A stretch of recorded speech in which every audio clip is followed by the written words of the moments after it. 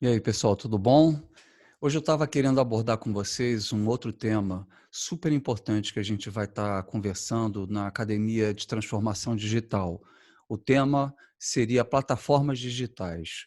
O que, que são as plataformas, quais são os componentes delas, as características e, principalmente, os efeitos disruptivos que essas plataformas estão causando no nosso sistema de negócios hoje em dia. Mas antes disso, eu queria pedir para você, se você ainda não assinou o canal, assina o canal, deixa seu like, seu comentário e também se inscreva na Academia de Transformação Digital, que vai estar ocorrendo agora, no dia 24 até o dia 28, das 18h30 às 20h30. Não perca, porque a gente vai ver muito conceito e muita prática junto. Mas, enfim, voltando ao assunto aqui da plataforma digital, todo mundo aqui já ouviu falar, né, de Google, Facebook, Netflix, né? E esses são exemplos de plataformas digitais de grandes empresas, mas a plataforma digital ela é uma estratégia extremamente importante para as empresas comuns também, não somente para os gigantes, né, da tecnologia. Elas são, na realidade, a base da estratégia de muita empresa para poder chegar na transformação digital. Tá? Então, a gente vai estar discutindo um assunto que eu acho que é um assunto assim fundamental para todo mundo, todo executivo, todo mundo que participa de uma empresa, de uma transformação, entender. Tá? Bom, o que, que são as plataformas digitais? Na realidade, as plataformas digitais elas são um meio que faz o matching entre produtores e consumidores de produtos e serviços, né? E um meio que agrega valor através dessas trocas, né?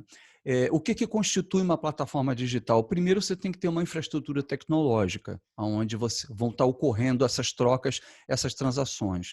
Segundo, você precisa ter uma comunidade consumidora e uma comunidade produtora. Algumas plataformas, como por exemplo o Facebook, né, possuem a sua arquitetura aberta para comunidades de desenvolvedores e também você tem outros participantes que são os patrocinadores dos anúncios. Então, não é só vendedor e comprador, mas você passa a ter também outros participantes dessa plataforma que juntos eles constituem um ecossistema onde você está transacionando serviço, fazendo propaganda, uma série de coisas. Quais são as características, né, principais, né, que as plataformas digitais têm? A primeira delas, né, a mais interessante, é que elas não têm ativos. Então, por exemplo, a Amazon, ela não tem os livros que ela vende, nem o Uber tem os táxis que ele né, que ele cede, e nem o Airbnb tem hotéis ou quartos para alugar, né? Então, na realidade, são grandes agregadores de informações de ativos, né? E, com isso, eles têm uma velocidade de crescimento muito maior do que uma rede de hotéis, do que uma rede de táxis, por exemplo. Então, isso é uma característica muito importante da plataforma que os negócios hoje em dia têm que começar a observar para não serem passados para trás. A segunda coisa é que as plataformas elas se beneficiam muito do chamado efeito rede.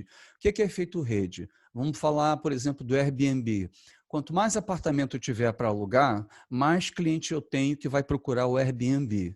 Quanto mais cliente eu tenho que vai procurar o Airbnb, mais eu estou chamando proprietários de apartamento para alugar. Então, esse efeito, que é chamado efeito rede, é um dos segredos do crescimento exponencial que você tem nessas plataformas.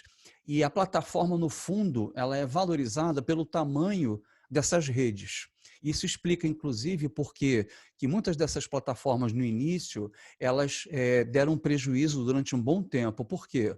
Porque elas estavam querendo criar volume suficiente para depois começar a oferecer produtos e serviços em cima de uma base bastante grande. A Amazon deu prejuízo durante 10 anos, o Uber, eu não sei nem se está dando lucro ainda, mas ele está apostando no crescimento das suas comunidades, né? Então, isso faz parte do mecanismo da gênese de uma plataforma digital. E quais são os principais efeitos disruptivos que a gente vê nas plataformas? Bom, o primeiro deles é a questão da reintermediação. Eu não diria que a gente vai sumir com todos os intermediários, mas o intermediário ele deixa de fazer o seu papel burocrático de leve trás para ser um agente que agrega valor. Por quê? Porque a plataforma já vai estar cuidando da unificação, da integração entre a compra, entre o comprador e o vendedor.